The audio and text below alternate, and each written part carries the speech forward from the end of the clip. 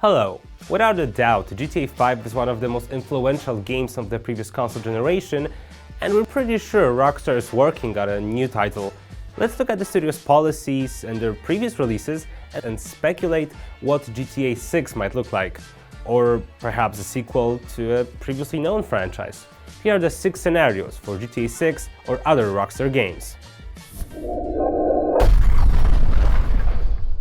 GTA Vice City is one of fan favorites and a game that built on the revolutionary GTA 3. At this point, we know that Rockstar has certain cities they favor over the others, saying that we've been in Liberty City so many times, and Vice City is the only one of the 3D GTA cities that hasn't received an updated version in the last generation. It's a long shot, sure, but for many fans, this GTA had the best atmosphere and was certainly unique. The cheesy 80s style is coming back in fashion and pop culture, and the new Vice City would without a doubt find its audience. And sure, there's no better place to rock out in a Hawaiian shirt, but would Vice City make for a good setting to tell a relevant story or focus on current events? GTA 4 was a critique of the Bosnian War, while GTA 5 was a satire of the post-financial crisis America. Apart from that, both were set in modern times. Rockstar is not the type of studio to set a game somewhere just because of the aesthetics and style alone. The location needs to serve the story, and that's why a new Vice City is highly unlikely, but we would love to see it anyway. But it's not like a Rockstar game has to be a gangster simulator, am I right? L.A. Noire is certainly the bad luck Brian of games that Rockstar was involved with. Despite great reviews and good sales, Team Bondi was closed, and it seems that the teased Whore of the Orient, on which the former Bondi's employees were working on, will never see the light of day. The noir detective story was one of a kind, and the AAA mystery game is something that's been missing from the market for a while now. Also, rarely do we get to play as the police, most of the time being a gangster slowly climbing the ladder of the criminal underworld. And not Sleeping Dogs, you don't count as a police game. Seeing how well Rockstar handled implementing more than a single playable character in GTA 5, we would love to see them do that in another game, and maybe give us characters who are enemies. It's a win-win scenario, honestly.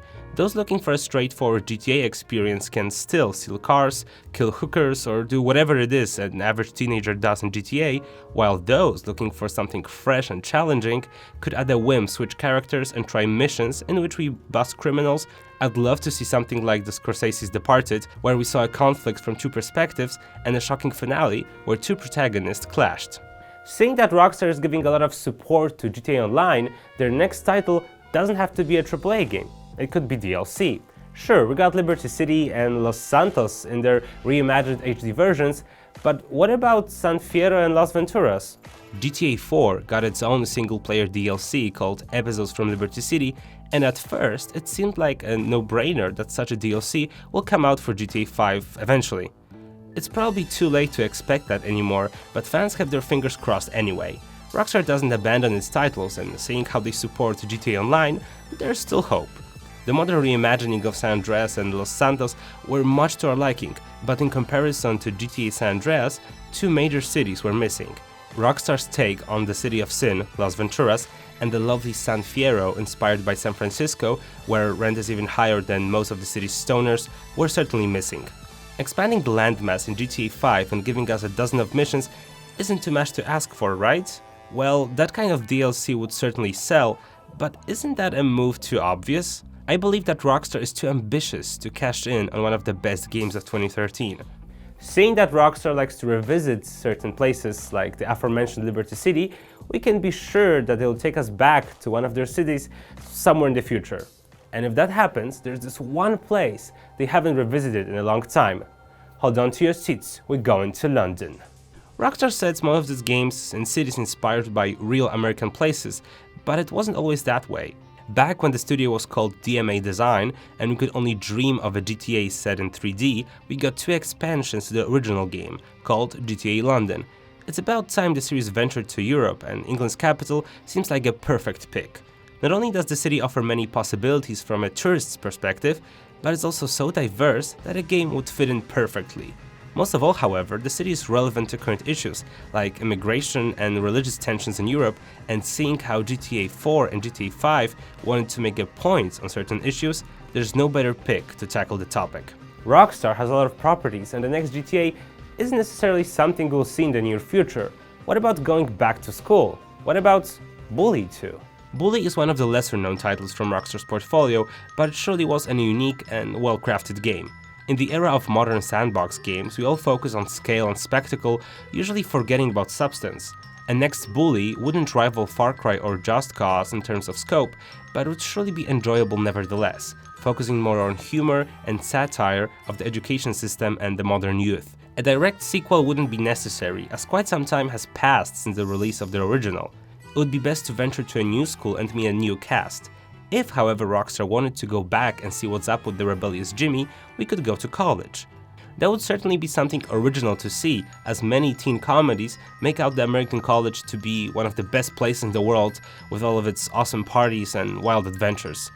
From a gameplay perspective, we could undertake tasks to make a name for ourselves on campus, join a sorority or a fraternity, and eventually throw the best parties.